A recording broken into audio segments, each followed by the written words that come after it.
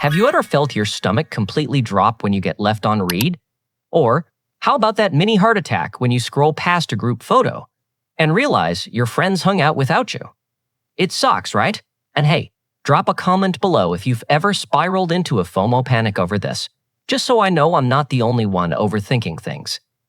But here is the truth. You aren't being dramatic. And you aren't weak. That tiny moment of panic, it's actually a 100,000-year-old survival instinct hijacking your brain. Let me take you back for a second. Picture this. You wake up in the middle of the night. You hear something rustling just outside the glow of your campfire. Instantly, your hand grabs for a rock, a heavy branch, anything you can use as a weapon. But the thing that truly terrifies your ancient body isn't whatever monster is hiding in the dark. It's looking over and realizing that no one else is awake beside you. You are completely alone. For most of human history, death was always right next door. A tiny scratch could get infected. A bad storm could wipe out the trail back home, and a hungry predator could easily be hiding in the tall grass. So it makes total sense to assume our ancestors feared dying more than anything else. But here's the crazy part. Your nervous system is actually wired around a much deeper fear. Not dying, being left behind. For us today, being alone can feel like a luxury. It means a quiet room, your phone on Do Not Disturb, and just having an hour to yourself where nobody needs anything from you. But back in the day, being alone was practically a death sentence. It meant no one was there to hear you yell for help, no one to carry your kid, no one to share food with when your own hunt failed, and no one to pull a poisonous thorn out of your foot before the infection set in. Seriously, how long do you think you'd last? That's why the oldest fear in your body doesn't sound like a roaring predator. It sounds like pure silence. Science actually backs this up. You've probably heard the idea that human brains are basically built to be relationship machines. Anthropologist Robin Dunbar found that the massive thinking part behind your forehead is wired to track about 150 stable social connections. Your brain is constantly keeping tabs on who trusts you, who owes you a favor, who's gossiping about you, and who is actually going to have your back when things go south. This wasn't just ancient small talk. This was survival math.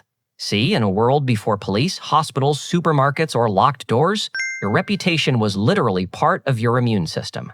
Your friendships were your shelter. Your spot in the group was like this invisible armor, and if you lost it, the harsh world touched you directly.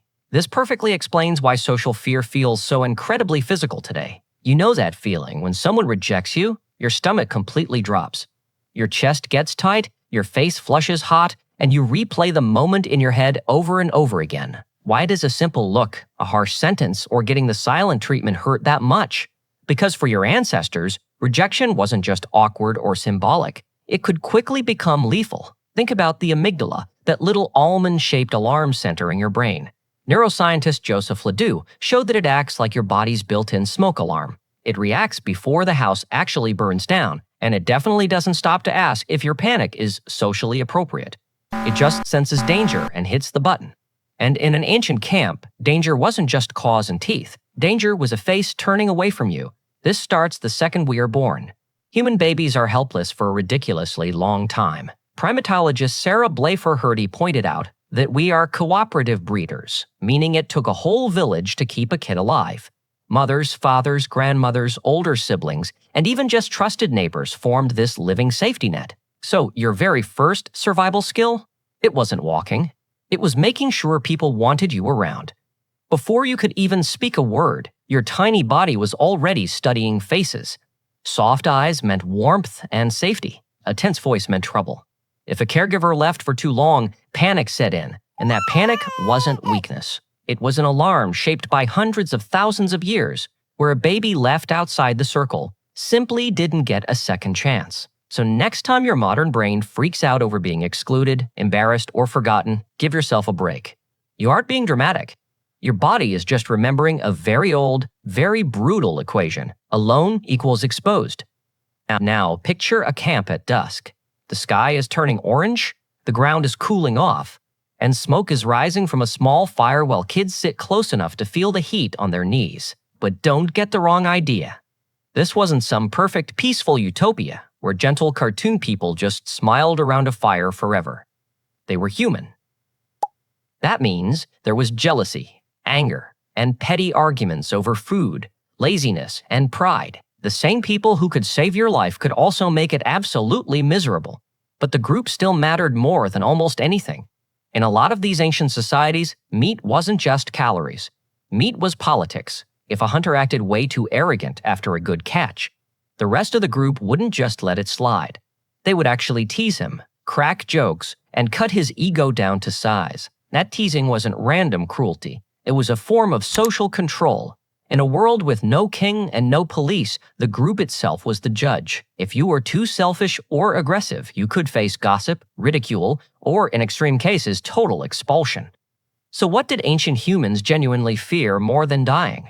They feared becoming the person nobody trusted, because a dead person was mourned, but a dangerous person could be abandoned. This is where the campfire really mattered. It wasn't just for staying warm, it was an ancient classroom. By day, people talked about practical stuff like finding food, but by night, the conversations shifted to stories, emotions, and relationships. Imagine sitting there as a kid, listening to an elder tell a story about someone who refused to share. Everyone laughs at the foolishness at first, but then the story takes a dark turn, and that selfish person ends up cold, hungry, and totally alone. The lesson hits you way deeper than any lecture ever could. Do not let the firelight end at the edge of your own skin. And we actually have quiet, heartbreaking proof of this deep need to stay connected. Deep inside cave systems in places like Iraq and Spain, archaeologists have found the remains of ancient humans who suffered from severe injuries or lifelong disabilities. These were people who physically could not have survived on their own, yet their bones show they lived for years after getting hurt. Why? Because the group carried them. Across so many ancient sites, the pattern is clear. A human body wasn't just meat that stopped moving. The dead and the injured stayed socially important. A predator might kill you quickly, but a broken bond? That could kill you slowly. Physical death ends your hunger. Social death leaves you alive to feel it. Now let's bring that ancient body into the modern world. Your phone lights up. A message left on red. A group photo you weren't invited to. Your face stays calm, but deep down, something old flinches. Why does something so small feel so incredibly serious? Because your nervous system doesn't know the difference between a missed text and being exiled into the winter. It still treats belonging as literal survival. The problem is, the modern world has turned that ancient alarm system into a machine that never stops ringing. Your ancestors only had to worry about their standing in one small camp. You are forced to worry about thousands of faces, signals, and strangers who don't even know your name. No wonder your body is so exhausted. But remember this, your deep need for connection isn't a flaw. It's a primal intelligence. The fear beneath all your modern anxiety isn't death. It's the fear that when danger comes, no one will turn toward you. That is exactly why one real friend can calm your nervous system faster than 100 logical arguments. Your body isn't just asking if you are safe. It's asking if that safety has witnesses. Tonight, when you feel that familiar ache of being left out, remember your body is just speaking an ancient language. It's remembering the smoke, the dark trees, and asking the oldest human question, am I still inside the circle? And the next time you hear something move outside the firelight, you'll know exactly why your body listens.